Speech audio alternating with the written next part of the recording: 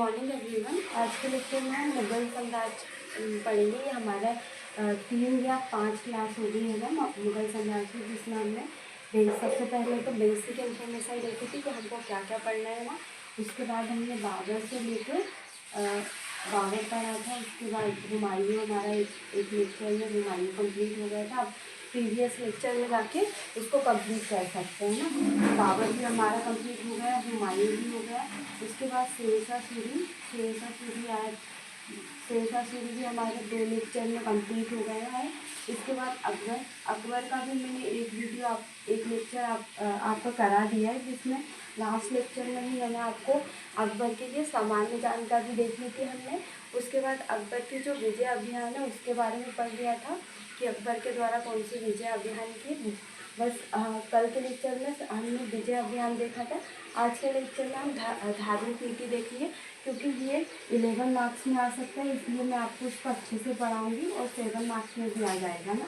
तो अगर हम 11 मार्क्स का कंप्लीट करेंगे तो 7 मार्क्स में हम इसको लिख ही देंगे। और जो छोटे छोटे पॉइंट है वो आपके 2 मार्क्स में भी आ सकते हैं ना। और जैसे कि हम जो मेंस का है, मेंस को उससे ही लेकर चल रहे हैं कि 2 मार्क्स का 7 मार्क्स और 11 मार्क्स के अकॉर्डिंग देखते हैं ना आंसर को।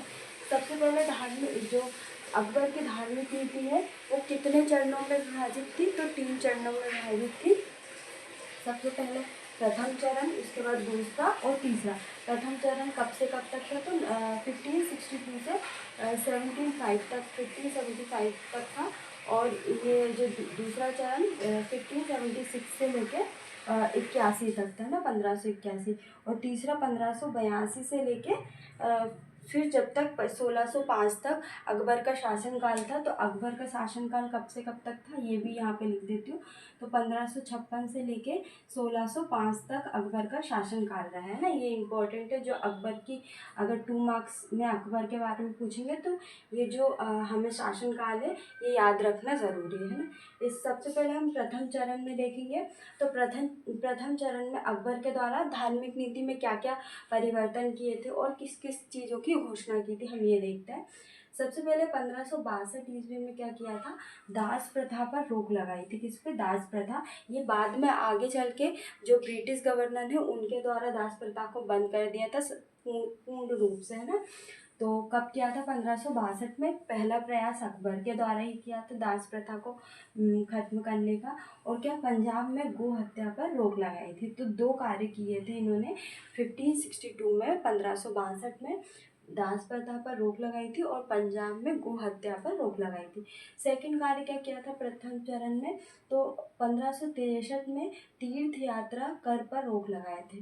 पहले क्या होता था? जो धार्मिक यात्रा करते थे, है ना, धार्मिक यात्रा पे क्या लिया जाता था? कर लिया जाता था। उस पर क्या की रोक लगा दी, है ना। इसके बाद 1564 में क्या? जाजिया पर रोक लगाई, है ना। 1564 में क्या की? जाजिया कर है उस पर रोक लगाई, जो कि धार्मिक कर था। क्या था? धार्मिक कर था एक प्रकार का, ना। आगे चल के इसको किसने स्टार्ट कर दिया? औरंगजेब द्वारा इसको दोबारा स्टार्ट कर दिया, है ना। औरंगजेब के द्वारा इसको दोबारा प्रारंभ कर दिया। किसको? जाजिया कर को, है ना। समाप्त किसने किया था?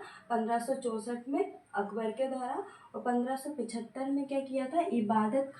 खाना की स्थापना की थी। इबादत खान या इबादत खाना दोनों बोलते हैं इसको ना।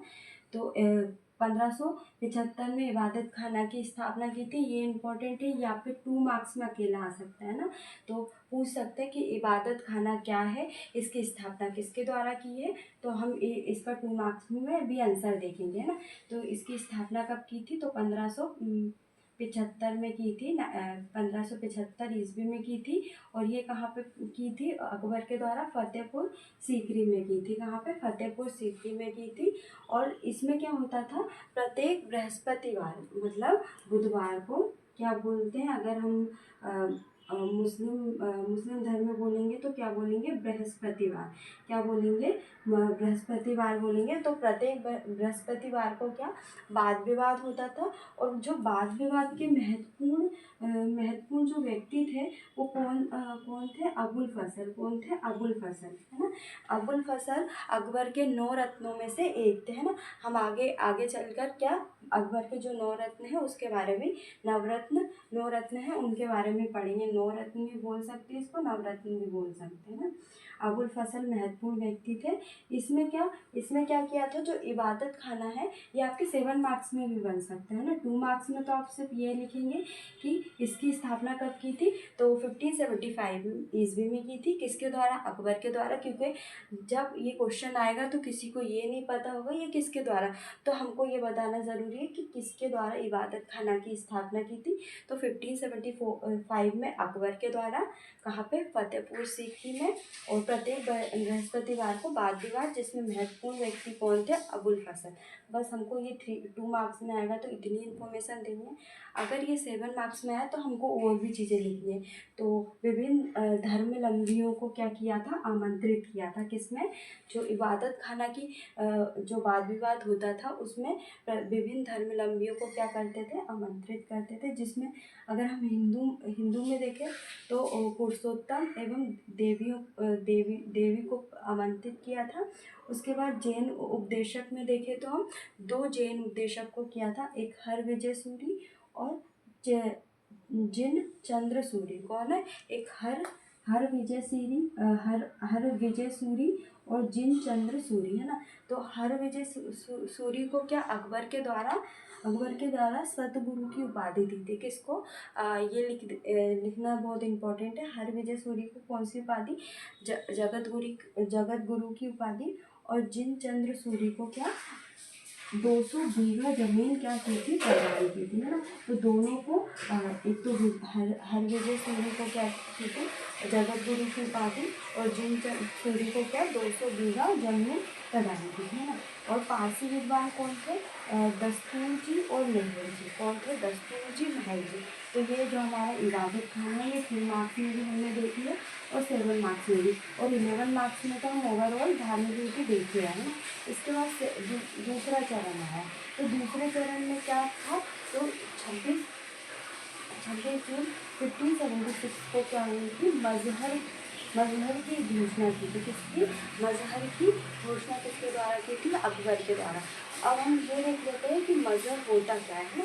तो मजहर का अर्थ क्या होता है, एक प्रापत्र होता है, मतलब एक दस्तावेज होता है जिसमें क्या मुख्य चीज़ें लिखी होती है ना। जिस चीज़ की धर्म से संबंधित जो घोषणाएँ की है तो उसके बारे में लिखा होता है ना। इसका अर्थ प्राप्त, इसको तैयार किसके द्वारा किया था, तो हमारा एक क्वेश्चन ये भी आ सकता है 2 मार्क्स में कि मजहर क्या है ना। तो मजहर क्या, जिसकी स्थापना कब की थी, 1576 में अकबर द्वारा, जिसका अर्थ है प्रापत्र। और तैयार किसके द्वारा किया था, तो शेख मुबारक व तेजी उनके पुत्र थे, है ना। पुत्र थे तेजी और अबुल फजल, 3 व्यक्तियों ने की थी, एक शेख मुबारक, तेजी द्वारा और अबुल फजल, है ना। तो 3 व्यक्तियों के द्वारा। और जो मजहर की घोषणा के बाद क्या किया था, अकबर ने सुल्तान अदिल की उपाधि धारण की थी, जिसको क्या बोलते हैं, न्यायश्री की उपाधि, है ना। न्यायश्री की उपाधि है। ये हमने देखा था कि अकबर के द्वारा मुख्य रूप से 2 उपाधि धारण की थी, एक बादशाह गाजी की और एक सुल्तान अदिल। अब हमको ये पता चल गया कि सुल्तान अदिल की उपाधि कब धारण की थी, तो जो मजहर की घोषणा करने के बाद अकबर के द्वारा सुल्तान अदिल की उपाधि धारण की थी। ये हमारा जो दूसरा चरण है ये हमने 2 मार्क्स में भी देख लिया और ओवरऑल हमारी धार्मिक नीति में भी ये चल ही रहा है ना। इसके बाद हम क्या देखेंगे, तीसरा चरण, है ना। तीसरे चरण में क्या हुआ था, 1582 में क्या किया था, दीन इलाही की स्थापना की थी। ये भी आपके 2 मार्क्स में आ सकता है कि दीन इलाही क्या है, और 7 मार्क्स में भी बन सकता है। तो हम इसको 7 मार्क्स में भी देखेंगे और 2 मार्क्स में भी देखेंगे, है। तो दीन इलाही की घोषणा कब की थी, 1582 में की थी। और इसमें क्या था, दीन इलाही या तौहीद ए इलाही या देवी एकेश्वरवाद अकबर द्वारा चलाया गया क्या था, एक धर्म था। तो दीन इलाही अगर हम देखें तो एक धर्म था, है ना। क्या था, दीन इलाही एक धर्म था, है ना। इसके प्रधान कौन थे? अबुल फैसल। क्या थे? अबुल फैसल। इसके अंतर्गत जो व्यक्ति धर्म ग्रहण करता था वो कब करता था? रविवार के दिन या संडे के दिन का जो धर्म ग्रहण करते थे, है ना। इसके बाद जो दीनी इलाही में जो शिक्षा कौन देता था? अकबर देते थे। कौन? बादशाह स्वयं अकबर दिया करते थे। और धर्म ग्रहण करने वाले को क्या करना पड़ता था? बादशाह के पैरों को क्या करना था? चूमना होता था। और अभिवादन में क्या बोलना था? अल्लाह ओ अकबर, है ना। क्या बोलना पड़ता था? अल्लाह ओ अकबर, है। तो जब भी कोई भी धर्म ग्रहण करता था उसके बाद शिक्षा कौन देता था? अकबर के द्वारा। और धर्म ग्रहण करने वाले को दो चीज़ें करनी होती थी। एक तो बादशाह के पैरों को चूमना पड़ता था और अभिवादन में क्या बोलना पड़ता था कि हाँ उसने क्या धर्म ग्रहण कर लिया, तो अल्लाह और अकबर बोलना पड़ता है। और इसमें जो दीनी इलाही के अंतर्गत जो प्रमुख हिंदू हैं जिसके द्वारा धर्म ग्रहण किया, हिंदू से मुस्लिम बने, वो कौन थे? बीरबल, जो कि क्या अकबर के नवरत्नों में से एक थे, है ना। जो कि क्या अकबर को क्या सलाह दिया करते थे, है ना। तो आज के लेक्चर में हमारा धार्मिक नीति हो गया। ये हमने 11 मार्क्स में भी देख लिया और 7 मार्क्स में भी, है। तो 11 मार्क्स में हमारा जितना मैंने आपको बताया है इतना इनफ रहेगा और इतना 200 वर्ड्स में आपका हो ही जाएगा, है ना। और आप इसमें कुछ अपने तरफ से भी ऐड कर सकते हैं या निष्कर्ष में थोड़ी चीज़ें लिख सकते हैं। या अगर हम प्रस्तावना में देखें तो प्रस्तावना में हम ये लिख सकते हैं कि अकबर की जो धार्मिक नीति है वो धर्मनिरपेक्ष, ऐसे बोल सकते हैं ना, धर्मनिरपेक्ष थी। और अकबर की धार्मिक नीति को क्या 3 चरणों में बांटा गया है, जिसको हम निम्न बिंदुओं के आधार पर देखते हैं ना। ये हमारा प्रस्तावना, या आप इससे भी अच्छा लिख सकते हैं। ये हमारी पूरी बॉडी हो जाएगी। और निष्कर्ष में आप कुछ भी लिख सकते हैं जो आप इसमें से समझो, आप निष्कर्ष में। तो हमने आज तक प्रथम चरण में देख लिया कि दास प्रथा और गो हत्या पर रोक, तीर्थ यात्रा कर पर रोक, जाजिया पर रोक, इबादत खान की स्थापना जो कि था फतेहपुर सीकरी में प्रत्येक बृहस्पतिवार को वादियात होता था, जिसके प्रमुख कौन थे? अबुल फजल। विभिन्न धर्मावलंबियों को आमंत्रित किया था, जिसमें हिंदू में पुरुषोत्तम एवं देवी का मंदिर। और जैन उपदेशक में क्या? हरविजय सूरी और को जगतगुरु की उपाधि और जिनचंद सूरी को क्या 200 बीघा जमीन प्रदान की थी। और पारसी विद्वान में क्या थे? दस्तूर जी और मेहर जी, है ना। और दूसरे चरण में मजहर की स्थापना, जिसका अर्थ प्रपत्र होता है, तैयार शेख मुबारक फैजी और अबुल फजल के द्वारा। और इसकी घोषणा के बाद जो अकबर है उसने सुल्तान आदिल की उपाधि धारण की थी। तीसरे चरण में क्या हुआ था?